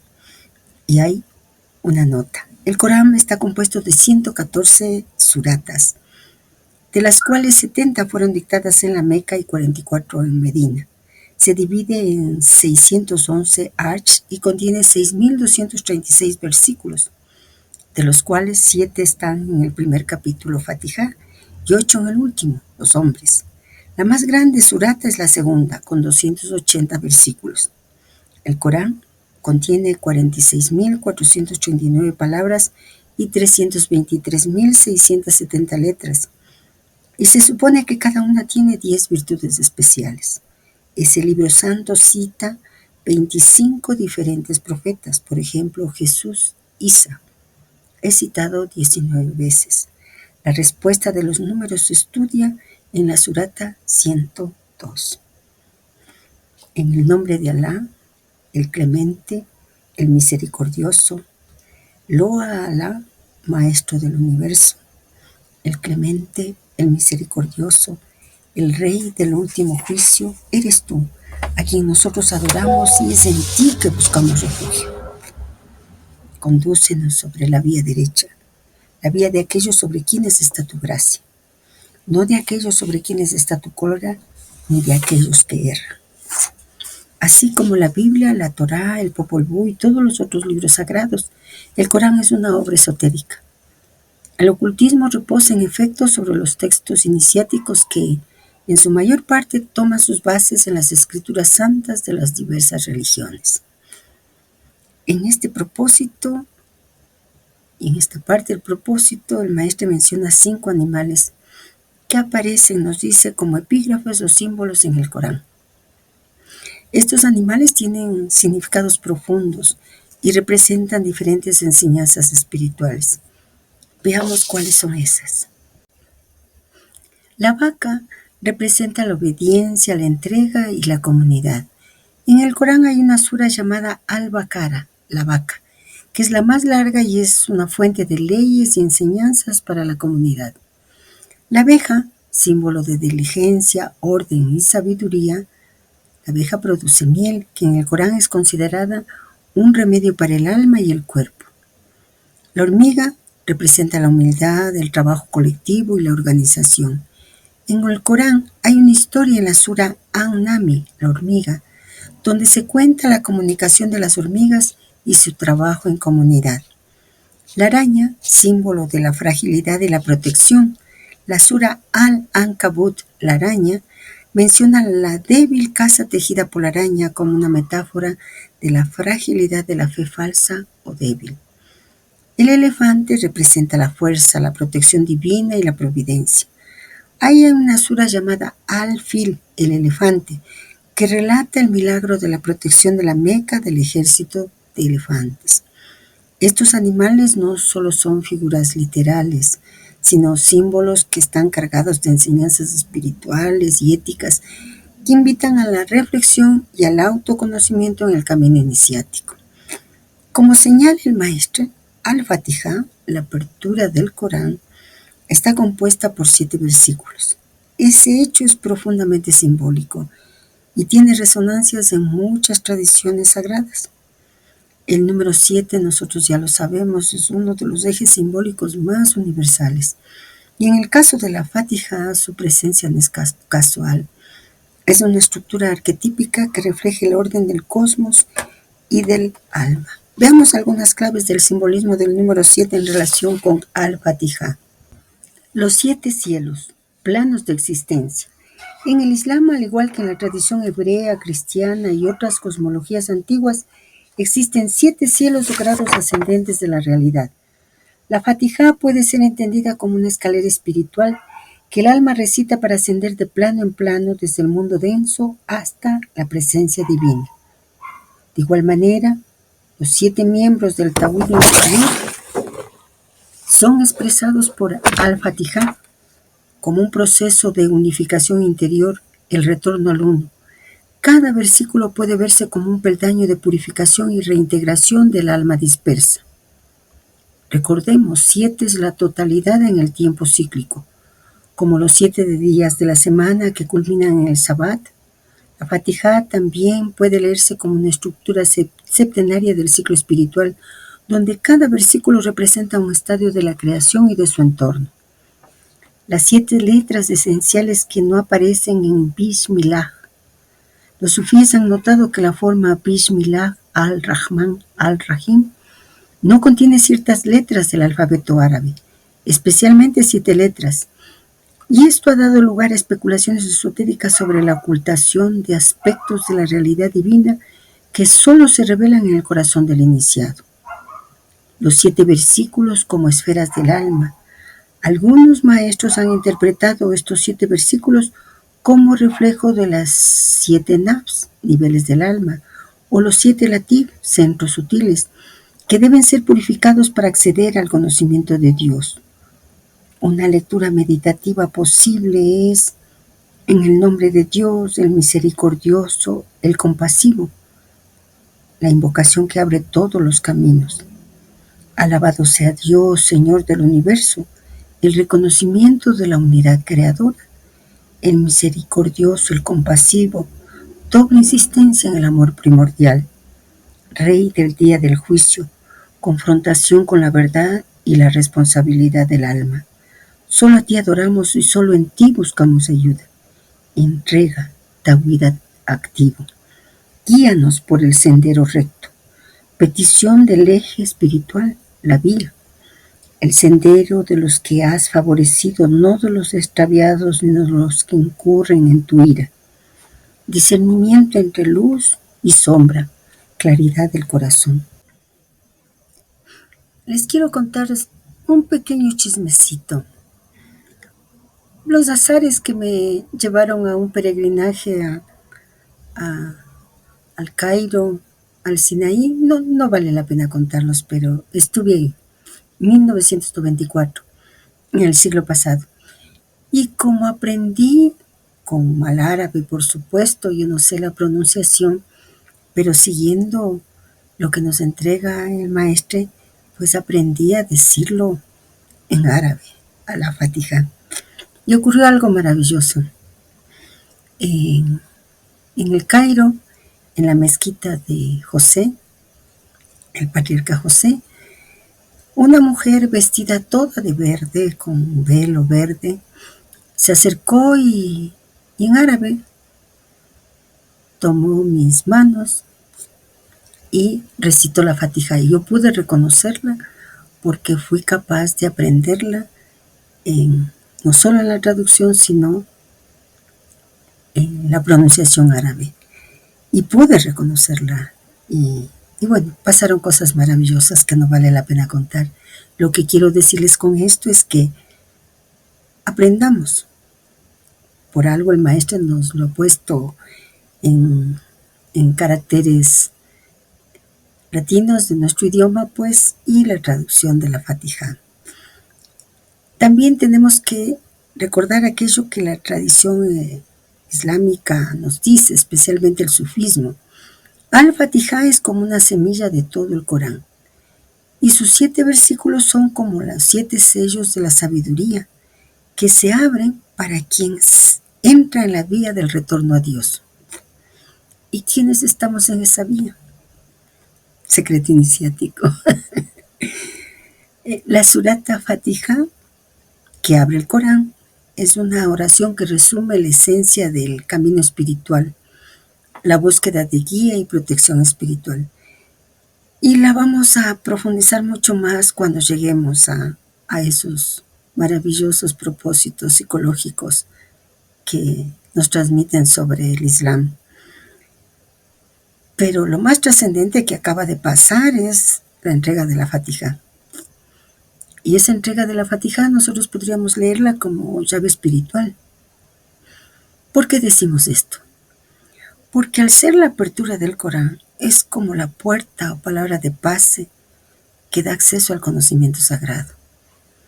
En el simbolismo esotérico, recitarla es armonizar la conciencia con las vibraciones del cosmos y del Ser Supremo. Y también es trascendente porque para el Islam, quien recita la Fatiha se convierte en musulmán. Y ya el maestro nos ha dicho cuál es el significado de esa palabra, de ser musulmán. Aquel que se resigna a la voluntad de Dios. Entonces, varias coincidencias, ¿verdad? Por un lado,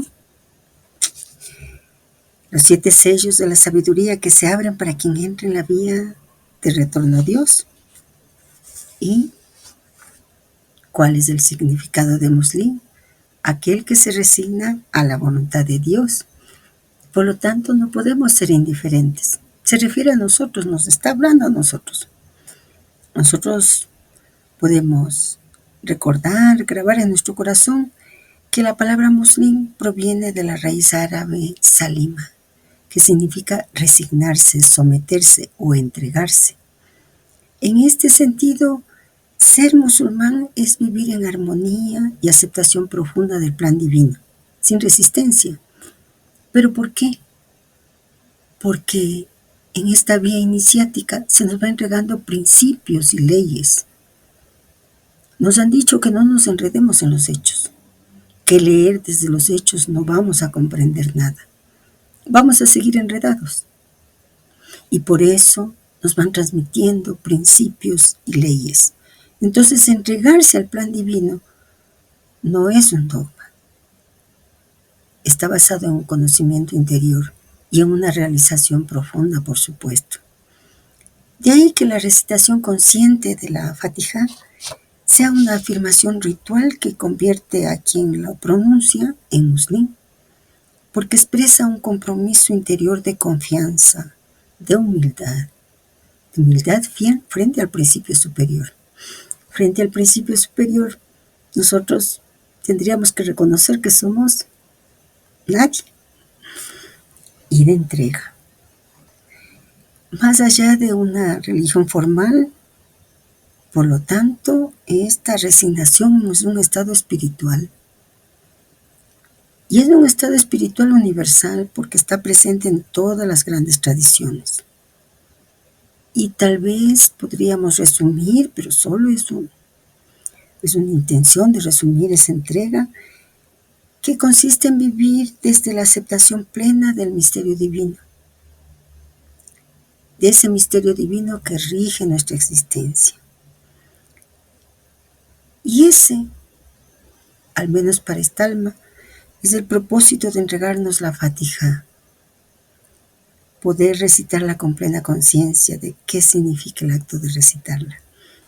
Y tal vez por ello, esta alma maravillada por esta entrega, dice que terminemos este primer video de este propósito 20, ocultismo. Pero nos vemos pronto. Un abrazo, amigos.